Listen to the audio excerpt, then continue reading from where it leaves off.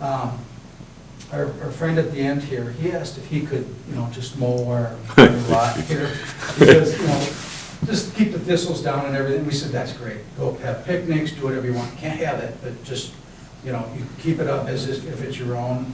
We don't care. We hope the neighbors enjoy it. Just want to be a good neighbor, and we're trying to, keep the impact even less than what United Properties had. They had a whole bunch of industrial buildings with a whole bunch of traffic that was going to be coming in here. When Paul agreed to come here, we thought that would be a really great use, because we're not going to have as much traffic coming in.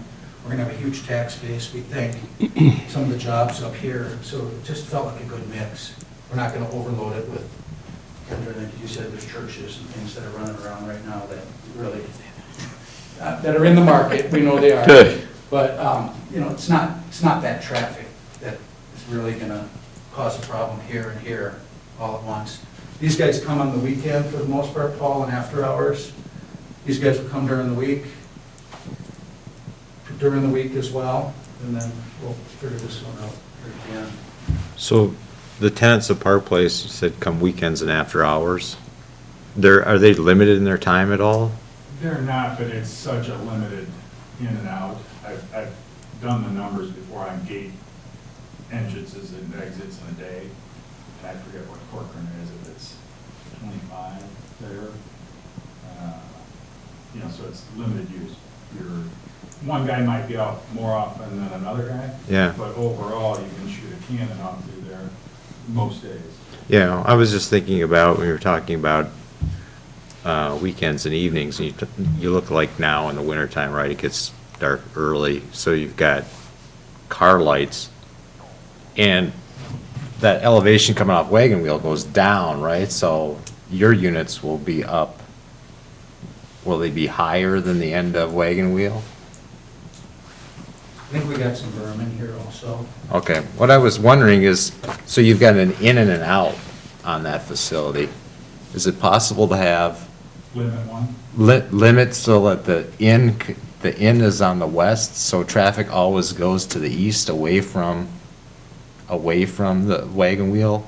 You know what I mean? And they have to come out, so You could direct them that way. you direct them that way. So the only real light shining west would be coming down on this lower frontage as they exit. I don't know, that might be. Coming down to the east, you're saying. Yeah, they'd come down and come out the east exit, but that might be a question for public safety, is if they can have something like that, because all vehicles then would have to go the same direction and out the same exit. You're concerned about the photometrics. That's the only thing when I look at that, and the other ones are two commercials that shine up into a couple residentials, but that's primarily day use. And we did, I saw that in your plan, or in your staff report, Kendra, but it would be very common to just make sure that, the engineers do photometric plans so that we're not shining the lights into the neighbors. That's. Yeah, it's like the biggest complaints we hear is, light intrusion from vehicles or from, parking lot lights, things of that nature. 'Cause I don't think sound will be that big of an impact in that area. I think the other thing in that area is just traffic in general, but that frontage road going in would, I think, be helpful just in general with what we heard recently with garages too, and with the other stuff in that. But this wouldn't be able to connect to that immediately, right? Other things have to develop between them? Right. We Well, would, there's- I've talked to Craig Scherber about that, and we'd bring it up to his edge here. Oh, that is his edge right there? And then he could, it is, isn't it? No, there's a It's property a between. dielectric. Okay. There's a gap there, I think. But I've talked to Craig. We'll get it up to our property boundary Okay. and connect whenever he wants. Mr. Mayor. Yeah. Like, if I think about it from a Corcoran resident, Corcoran city taxpayer, like, risk analysis, like, what's the risk to the city? They, if they get, it's nice to know you have people coming and that want to be there and everything, but if they build these big buildings and they can't get a tenant, like, there's no risk to the city. I mean, am I missing anything on the risks to the I don't think city's so. side of like, No, I mean, Mayor and Council, the only thing I would say is, you always think of highest and best use. So I guess it would be a ROI of if the city waited, 20 years, could you get something just much, much better that's worth waiting 20 years for? Well, that's, if you're looking at 60 million a year, or 60 million valuation, that's, $500,000 a year in taxes at the current tax rate. So that's a lot of taxes over a long time, too. So I think, it's a good user. It's what the city envisioned for this. Kendra, if you Yeah, could I would elaborate. say the risk, and I acknowledge it's minor, but the risk is that because they have well and septic, they can't fully utilize their site, like our downtown businesses. If we had well and septic, you could build bigger buildings and increase the tax base more. I think they're a little optimistic about the septic space, but I look forward to seeing it. That's, I think, the one big risk, and then the potential higher cost of the infrastructure coming in after the street's done. But as I say, I think those are incremental risks that you weigh against the value of having a $65 million project in the city. yeah, Well, the risk of the infrastructure is mitigated by the 429 waiver. And I would imagine if public utilities were extended to the sites, at some point they could abandon those septics and if need be, could expand their buildings at that point. So the premature thing boggles my mind because at some point everything is premature, right? Something's got to be first. If we thought it was short-term, we wouldn't be here right now. And I think personally, from Brad talking to you and Kendra and Kent, I think we have 15, 20 years until it actually gets here. Just, talking about it, coming from the south, it's gonna come from the east. You should go out and get all the easements in Medina. I don't believe that they're gonna extend it up the way they had it planned previously.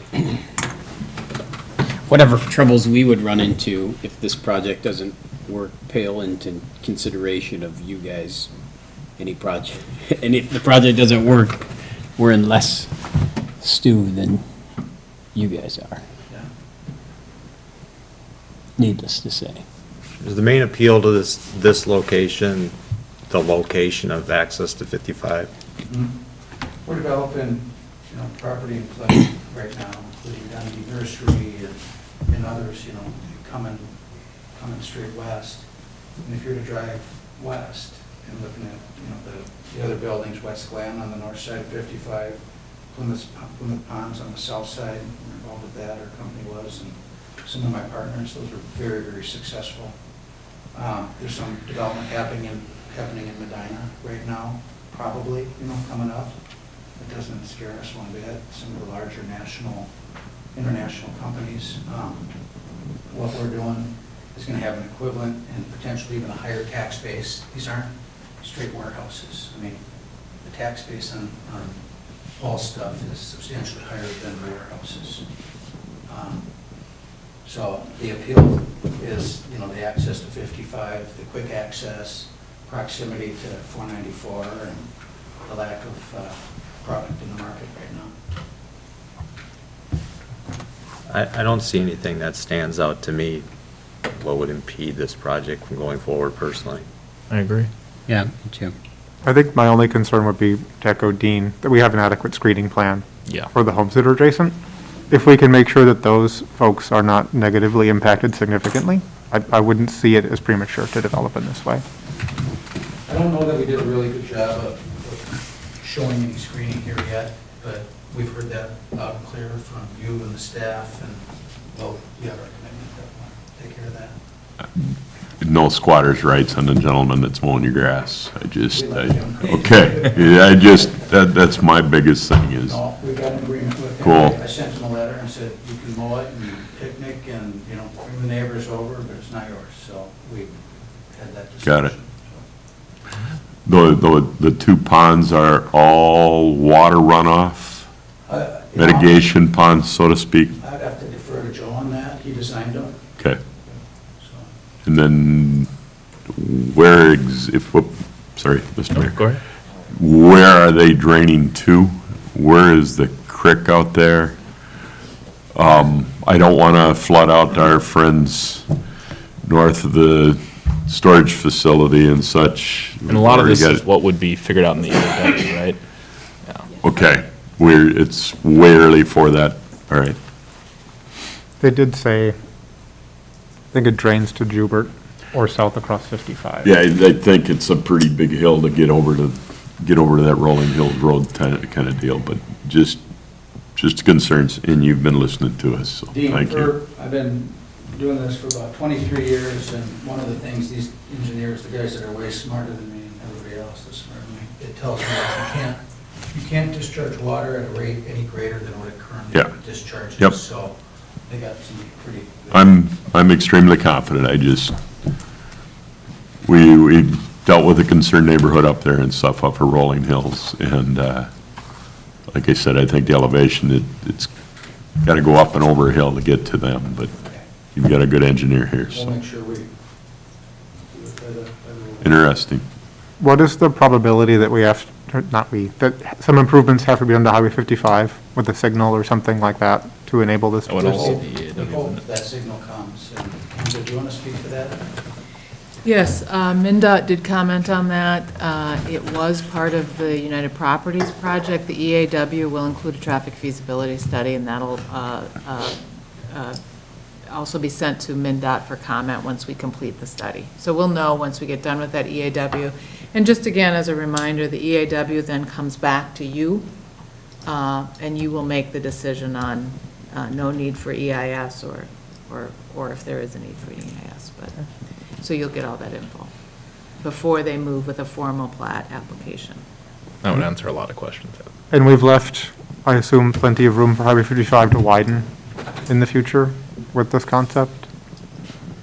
It's not super clear. I think that's an outlot next to 55, like it was on the United Properties project. I think that was, again, a long time ago, so MinDOT didn't specifically weigh in on that, but they'll look at that both as part of the EAW and the preliminary plat, but we think so. Okay. Very good. Thanks. Thank you. Yeah, thank you all. Thank you. Appreciate it.